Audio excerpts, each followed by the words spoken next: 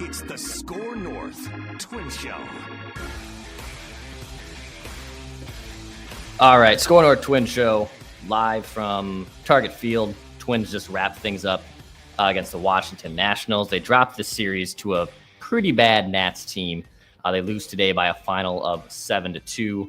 Twins are now 5 games out, or 5 games back of being 500. They are still looking up at the MLB standings right now. At the time of this recording, they're 10 games back in the Central. And, of course, in the wild card race, which is also very crowded, they're now 6 games back. And, obviously, the MLB trade deadline is looming. So, a little bit, we won't get into too much of what necessarily happened today against the Nationals. But we will give you a little bit of update on what is being reported and what's being out there from the latest trade deadline rumors. So if you like this type of content, hit the like button and subscribe button. My name's Declan Goff. I cover the Twins at the majority of home games and a podcast role here on the YouTube channel and for our SKOR North Twins Show audio feed. So if you want the latest updates on the trade deadline, which is July 31st, coming up here in a few days, if you want the latest updates on the Twins roster news, prospects, plenty of stuff. This is a very busy week, and it's one of my favorite weeks, but also do cover the team in a lot of different aspects too. So if you're looking for Minnesota Twins content, this is your place. My name's Declan Goff, SKOR North Twins Show. Appreciate you guys for supporting it. So bullpen game today, Twins had to use Cole Sands, Danny Coulomb, Travis Adams really kind of had to wear it there to bridge the 9 innings. Of course, you know, they don't want to have to burn some of the relievers, but at the same time, showing Duran in the 9th inning, down 5 runs, kind of a weird spot to be, especially after he just pitched on Friday. Now, I don't know, are you doing that to showcase him? I don't know. I can tell you that there were plenty of scouts here this weekend, including the Yankees, the Padres, the Phillies, the Mariners, and some other teams as well. So I don't know. I mean, I find it weird. Some guys will eventually just have to pitch. I understand that. That's why you saw Travis Adams basically having to wear this one, where he just goes 3 1/3 and allows a couple walks, 5 hits, gets charged with 5 earned runs, ERA sitting at almost 9 on the season. But to show Duran there down 5 runs in a meaningless game, because at first I thought like, oh, has he not pitched? Well, he pitched on Friday to close out the only series win they got in this 3-game set against Washington. So that's very interesting. I don't know. I didn't confirm that. Wasn't necessarily told that. Just kind of trying to read between the tea leaves there of why that took place. But the trade deadline's obviously coming up here, and Duran and Jax are going to be a couple names that probably some teams are obviously asking about. Before now, the Boston Red Sox are coming to town for 3 games starting tomorrow too. I believe TBA still on the Twins starting pitcher for that game. By the way, a little bit of an update here from Rocco Baldelli on Byron Buxton. So he was taken out of yesterday's game. He had that amazing catch against the wall, but came in pretty hard. He's day-to-day, I believe, with some cartilage irritation in his rib. So Rocco called it a good outcome. They'll see where he's at tomorrow physically, if he can go, if he can't go. But Buxton, who was held out of the starting lineup today, is now listed at day-to-day, and the team views it as at least positive news for now. But yeah, we're inching closer. July 31st is the trade deadline, and Twins continue to drop series and distance themselves. It makes it pretty hard to keep the band together, and especially some of the rental players. And Harrison Bader, after the game today, who is one of the names that is definitely getting some interest from other teams, basically said that he just takes it as a professional and prepares every day. And, you know, of course, these are times to showcase things and show how good you can be, but, you know, without trying to completely rip the team apart with trades like this, it becomes tough. Rocco acknowledges the same thing, that, look, he's obviously managing on how do I beat this team today. That's obviously the first goal. And then from there on out, it's just natural to be distracted if you're a player by the trade deadline, but they have to focus on those type of things. However, I mean, guys like Bader and Danny Coulomb, who are rental players, same with Chris Paddock, Willie Castro, those are going to be guys that obviously are going to get some calls on here between now and the deadline, and we'll see what the Twins end up doing. You know, we've already seen some trades go down. Ryan McMahon went to the Yankees. Josh Naylor goes to Seattle. So we're starting to see some trades already trickle in, and we'll see what obviously happens as we get closer. You know, I guess if guys like Danny Coulomb, I bet I wouldn't be surprised if he's traded before Thursday. That's just a guess of mine, mostly because if you're trying to get the most out of Jackson Duran, you're going to want to create as much interest and bidding through the deadline clock. So guys like Coulomb, you kind of know what his services is. He did allow a run today, but they're not going to be able to really drive up that price for just the individual piece that is Danny Coulomb. But it's going to be interesting to see what they elect to do. Going to be really curious here. So here's some quotes and just some of the latest stuff I've gathered from around the internet, some baseball insiders. I should start with this quote too from Joe Ryan, who got roughed up yesterday, one of the rare starts where he obviously wasn't pitching up to his standards. But when asked about the deadline, Joe said, as far as the trade goes, I don't see it happening. At the same time, it's completely out of my hands. I know we have a good opportunity years forward to do something here, so I would like to stay. But like I said, it's out of my control.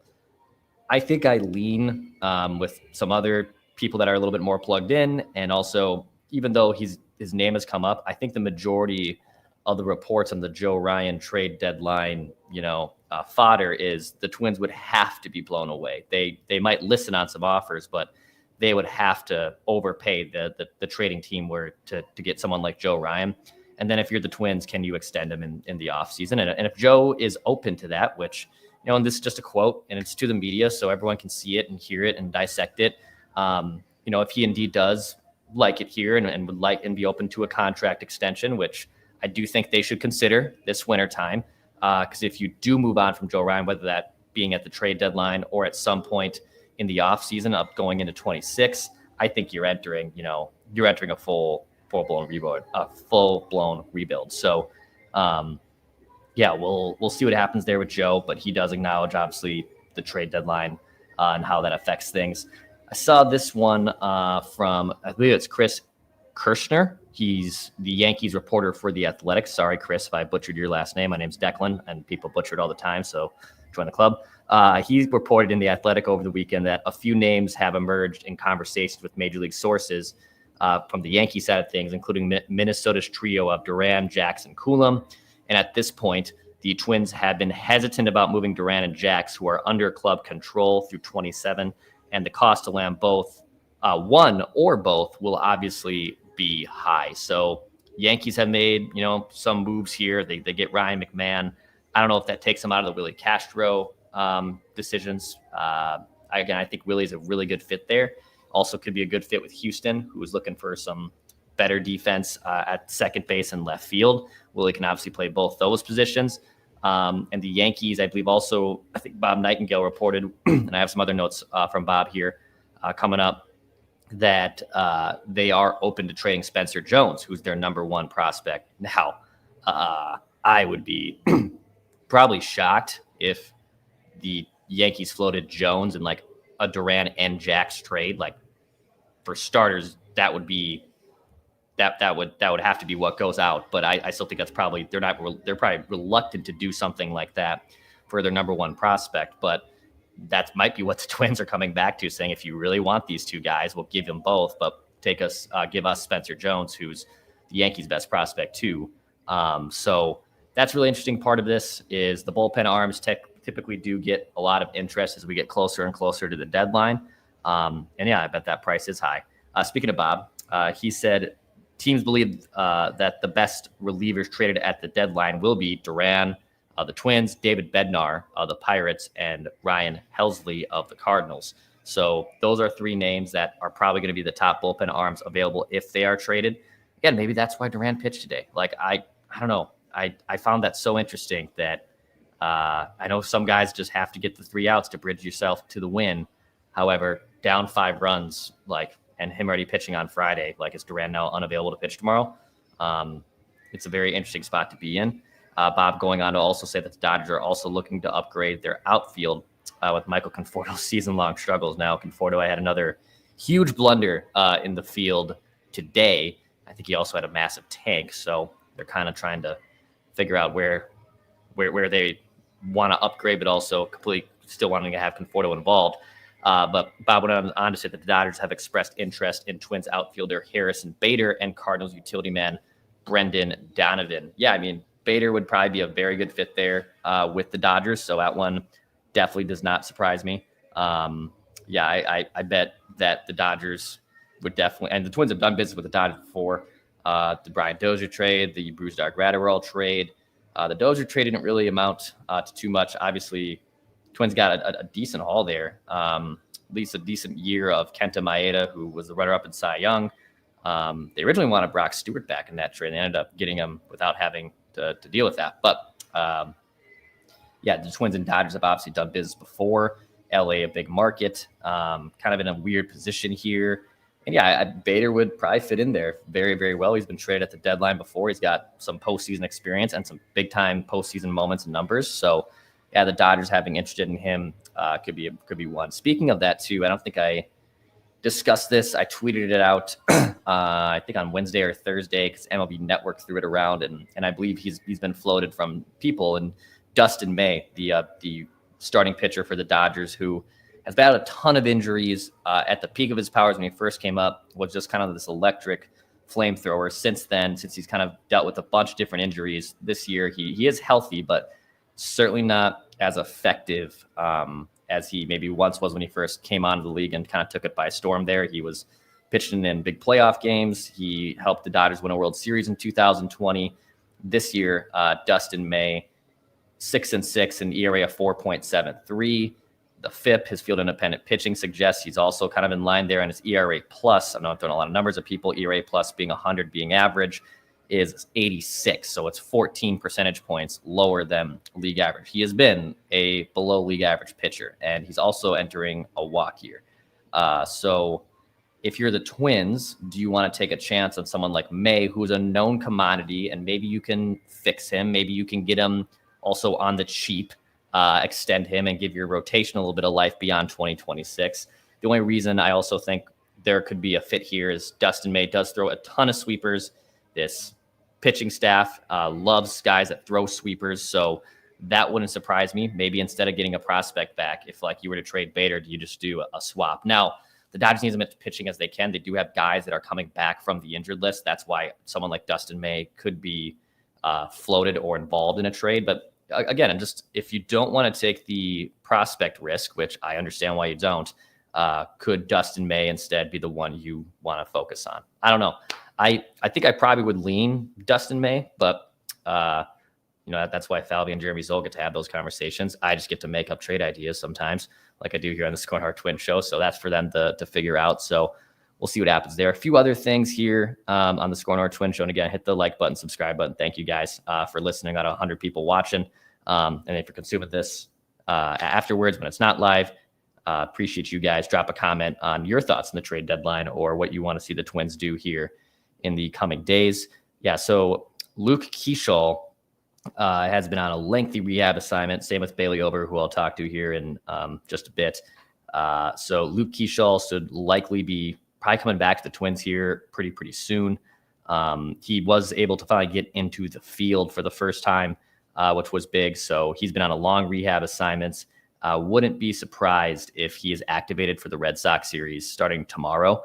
Now, who comes out of the lineup? Or who goes down, I really should say, to St. Paul. And is that Brooks Lee? It definitely could be. He's struggled at the plate a lot in the month of July. I really liked what he showed leading up to this month, but he's just been struggling.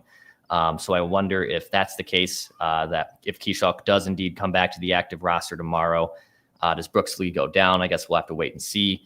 But Keeschall getting close to returning after missing almost now almost 3 months, right, with a broken forearm. So it's been a long time.